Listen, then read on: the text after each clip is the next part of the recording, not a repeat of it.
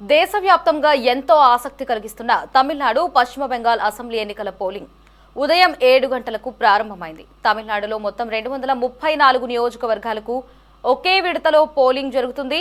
ఇక సుమారు 5,73,00,000 మంది ఓటర్లు తమ ఓటు హక్కును వినియోగించుకోనున్నారు. డిఎంకే ఏఐఏడిఎంకే మధ్య ప్రధాన పోటీ ఉండగా నటుడు విజయ్ నేతృత్వంలోని టీవీకే ఈసారి ఎన్నికల్లో కొత్త సమీకరణాలకు తెరలేపింది. ఉదయం నుండే ప్రముఖులు సామాన్యులు భారీ సంఖ్యలో పోలింగ్ కేంద్రాలకు చేరుకుని ఓటు హక్కు వినియోగించుకుంటున్నారు. ప్రముఖ నటుడు రజనీకాంత్ మేరీ స్టెల్లా కాలేజీలో ఓటు హక్కు వినియోగించుకున్నారు. అటు కమల్ హాసన్, శృతి హాసన్ కలిసొచ్చి ఓటు హక్కును వినియోగించుకున్నారు. ఇక హీరో అజిత్ విదేశాల నుంచి వచ్చి మరీ తన ఓటు హక్కును వినియోగించుకున్నారు.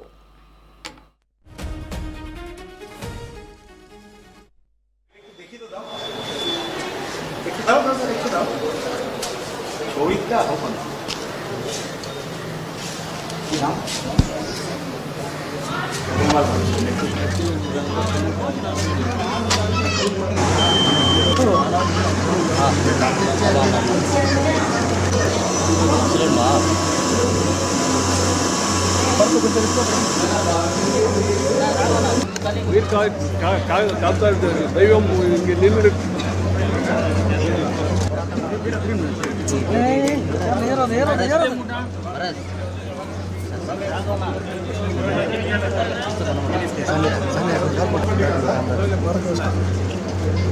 ಬರ್ಗೆ ಕೊಂಚ ಡೌನ್ ಮಾಡಿದ್ರಲ್ಲ ಬಾಗ್ಲ ಇರಿನಾ ಇರ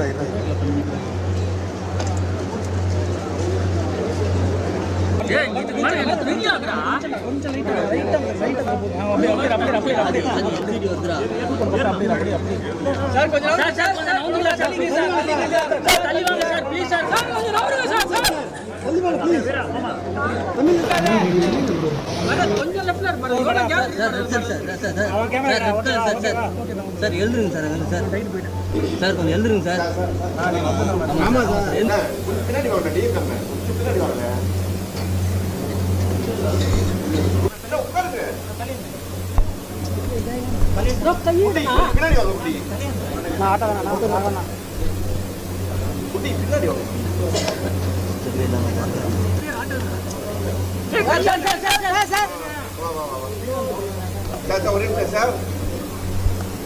సార్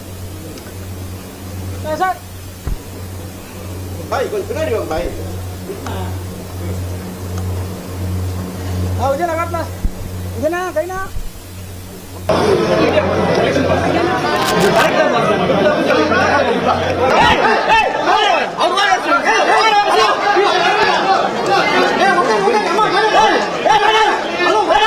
स्पीड आवा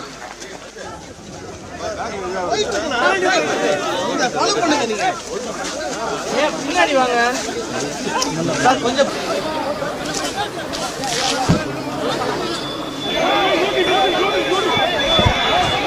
देखिए तो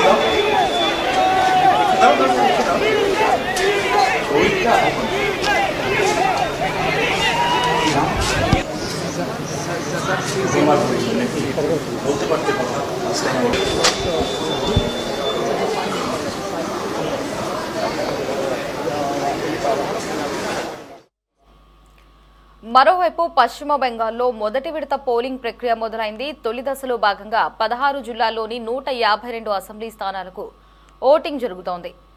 ముఖ్యమంత్రి మమతా బెనర్జీ నేతృత్వంలోని తృణమూల్ కాంగ్రెస్ వరుసగా 4వసారి అధికారం చేపట్టాలని చూస్తుండగా బీజేపీ గట్టి పోటీనిస్తోంది. సమస్యాత్మక ప్రాంతాల్లో ఎటువంటి అవాంఛనీయ ఘటనలు జరగకుండా ఎన్నికల సంఘం భారీగా కేంద్ర బలగాలను మోహరించింది. ఈ రెండు రాష్ట్రాలతో పాటు మిగిలిన అసెంబ్లీ ఎన్నికల ఫలితాలు మే 4న వెలువడనున్నాయి.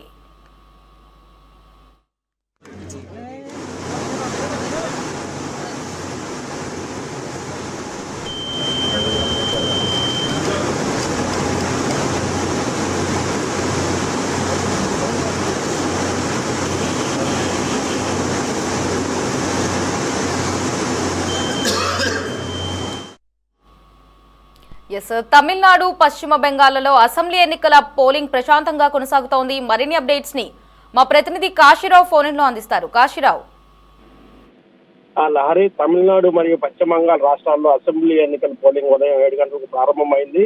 దేశవ్యాప్తంగా ఈ రెండు రాష్ట్రాల ఎన్నికలపై భారీ ఆసక్తి నెలకొనింది. ముఖ్యంగా రాజకీయంగా కీలకమైనటువంటి ఈ రాష్ట్రాలలో ఓటర్లు పెద్ద సంఖ్యలో పోలింగ్ కేంద్రాలు తరలివస్తూ తమ ఓటు హక్కును వినియోగించుకుంటున్నారు. ప్రజాస్వామ్య వ్యవస్థలో తమ బాధ్యతను నిర్వర్తించేందుకు యువతల నుండి వృద్ధుల వరకు అన్ని వర్గాల ప్రజలు ఉత్సాహంగా పాల్గొంటున్నారు. తమిళనాడులో మొత్తం 234 అసెంబ్లీ నియోజకవర్గాలకు ఒకే విడతలో పోలింగ్ జరుగుతోంది. రాష్ట్ర వ్యాప్తంగా సుమారు 5,73,00,000 మంది ఓటర్లు తమ ఓటు హక్కును వినియోగించుకోనున్నారు. ఈ ఎన్నికల్లో ప్రధానంగా డిఎంకే, ఏఐఏడిఎంకే మధ్య తీవ్రమైన పోటీ నెలకొంది. అలాగే ఈసారి నటుడు విజయ్ నాయకత్వంలో ఉన్నటువంటి టీవీకే రంగప్రవేశం చేయడంతో రాజకీయ సమీకరణాలు మరింత ఆసక్తికరంగా మారాయి. కొత్త ఓటర్లను ఆకర్షించడంలో ఈ పార్టీ ప్రభావం ఎంతవరకు ఉంటుందన్నది రాజకీయ వర్గాల్లో చర్చనీయాంశంగా మారింది. ఉదయం నుంచే పోలింగ్ కేంద్రాల వద్ద భారీ క్యూలు కనిపిస్తున్నాయి. ముఖ్యంగా నగర ప్రాంతాల్లో, గ్రామీణ ప్రాంతాల్లో కూడా ఓటర్లు ఉత్సాహంగా పాల్గొంటున్నారు. ప్రజలు తమ భవిష్యత్తును నిర్ణయించే ఈ ఎన్నికలను అత్యంత ప్రాధాన్యతగా భావిస్తున్నారు. ఎన్నికల ప్రక్రియ ప్రశాంతంగా సాగేందుకు ఎన్నికల సంఘం అన్ని ఏర్పాట్లు పూర్తి చేసింది. తమిళనాడులో పలువురు సినీ ప్రముఖులు కూడా తమ ఓటు హక్కును వినియోగించుకుంటున్నారు. చెన్నైలోని వివిధ పోలింగ్ కేంద్రాల్లో ప్రముఖ నటులు ఓటు వేయడం ప్రజల్లో ఆసక్తిని పెంచింది. రజనీకాంత్ చెన్నైలోని మెజిస్టిల్లా కాలేజీలో తమ ఓటు హక్కును వినియోగించుకున్నారు. అలాగే కమల్ హాసన్ తన కుటుంబ సభ్యులతో కలిసి ఓటు వేశారు. శృతి హాసన్ కూడా తన ఓటు హక్కును వినియోగించుకున్నారు. ఇక హీరో అజిత్ విదేశాల నుంచి తిరిగి వచ్చి తన ఓటు హక్కును వినియోగించుకోవడం ప్రత్యేక ఆకర్షణగా అనిపించింది. ఖుష్బు సుందర్ మైలాపూర్ లో కూడా ఓటు వేశారు. అలాగే పి చిదంబరం కూడా తన ఓటు హక్కును వినియోగించుకుని ప్రజాస్వామ్య బాధ్యతలను నిర్వర్తించారు. మరోవైపు పశ్చిమ బెంగాల్లో కూడా తొలి విడత పోలింగ్ ఉత్సాహంగానే కొనసాగుతుంది. మొత్తం 16 జిల్లాల్లోని 152 అసెంబ్లీ స్థానాలకు తొలి దశలో ఓటింగ్ జరుగుతోంది. రాష్ట్రంలో మొత్తం 3 దశల్లో ఎన్నికలు నిర్వహించనుండగా మొదటి దశ అత్యంత కీలకంగా భావిస్తున్నారు. సుమారు 3.6 కోట్ల మంది ఓటర్లు ఈ దశలో తమ ఓటు హక్కును వినియోగించుకున్నారు. పశ్చిమ బెంగాల్లో ముఖ్యమంత్రి మమతా బెనర్జీ నేతృత్వంలోని తృణమూల్ కాంగ్రెస్ పార్టీ వరుసగా 4వసారి అధికారం చేపట్టాలనే లక్ష్యంగా పెట్టుకుంది. మరోవైపు భారతీయ జనతా పార్టీ రాష్ట్రంలో అధికారం సాధించేందుకు గట్టి పోటీ ఇస్తుంది. ఇరు పార్టీల మధ్య ఓరావరి పోటీ నెలకొనడంతో ఎన్నికలు అత్యంత ఉత్కంఠంగా మారాయి. గ్రామీణ ప్రాంతాలు, సరిహద్దు జిల్లాలు, సమస్యాత్మక ప్రాంతాల్లో ప్రత్యేక భద్రతా చర్యలు చేపట్టారు. ఎన్నికల ప్రక్రియలో ఎలాంటి అవాంఛనీయ ఘటనలు జరగకుండా కేంద్ర బలగాలు భారీగా మోహరించబడ్డాయి. రాష్ట్ర పోలీసులతో పాటు సెంట్రల్ ఫోర్సులు కూడా కట్టుదిట్టమైన భద్రతను ఏర్పాటు చేశాయి. పోలింగ్ కేంద్రాల వద్ద సీసీ కెమెరాలు, డ్రోన్ల ద్వారా పర్యవేక్షణ కొనసాగుతుంది. ఓటర్లకు ఎలాంటి ఇబ్బందులు కలగకుండా అన్ని సదుపాయాలు కూడా కల్పించారు. ఈ ఎన్నికలు కేవలం రాష్ట్ర రాజకీయాలకే కాకుండా జాతీయ స్థాయిలో కూడా ప్రభావం చూపే అవకాశం ఉందని విశ్లేషకులు భావిస్తున్నారు. తమిళనాడు వంటి దక్షిణాది రాష్ట్రంలో కొత్త రాజకీయ శక్తుల ప్రవేశం, అలాగే పశ్చిమ బెంగాల్లో కొనసాగుతున్నటువంటి రాజకీయ పోరు దేశ రాజకీయ దిశను కొంతవరకు ప్రభావితం చేయవచ్చని అంచనా వేస్తున్నారు. ప్రజాస్వామ్య ప్రక్రియలో ఓటు హక్కు అత్యంత కీలకమైన అంశం అని నేతలు కూడా ప్రజలకు పిలుపునిచ్చారు. ప్రతి ఓటు విలువైందని బాధ్యతతో ఓటు వేయాలని చెప్పి కూడా సూచించారు. యువ ఓటర్లు ఈసారి ఎక్కువగా తిరుగుదనం కనిపిస్తా ఉంది. సోషల్ మీడియా ద్వారా కూడా ఓటింగ్ పై అవగాహన పెరుగుతుంది. మొత్తం మీద తమిళనాడు మరియు పశ్చిమ బెంగాల్ రాష్ట్రాల్లో జరుగుతున్నటువంటి అసెంబ్లీ ఎన్నికలు దేశవ్యాప్తంగా ఆసక్తిని రేకెత్తిస్తున్నాయి. ప్రజల తీర్పు ఏ విధంగా ఉండబోతుందన్నది ఇప్పుడు అందరి దృష్టిని ఆకర్షిస్తుంది. ఫలితాలు వెలువడిన అనంతరం ఫలితాలు వెలువడే ముందు వరకు కూడా రాజకీయ ఉత్కంఠత కొనసాగుతుందని చెప్పాలి. తమిళనాడు, పశ్చిమ బెంగాల్లో ఓటర్లు తమ ఓటు హక్కును వినియోగించుకునేందుకు ఉదయం 7 గంటల నుంచే పోలింగ్ కేంద్రాల వద్ద క్యూ కడుతున్నటువంటి పరిస్థితి. మొత్తం మీద 2 రాష్ట్రాల్లో ఎటువంటి అవాంఛనీయ సంఘటనలు చోటు చేసుకోకుండా పోలీసులు పెద్ద ఎత్తున కట్టుదిట్టమైనటువంటి భద్రతా ఏర్పాట్లు చేశారని మనం చెప్పుకోవాలి. Lahari, thanks for the updates.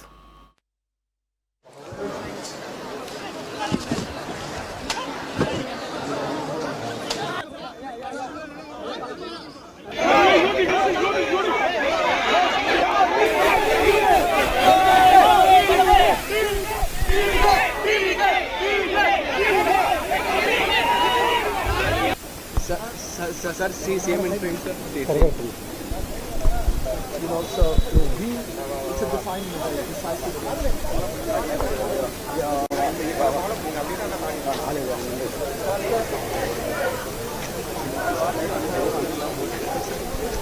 Yeah.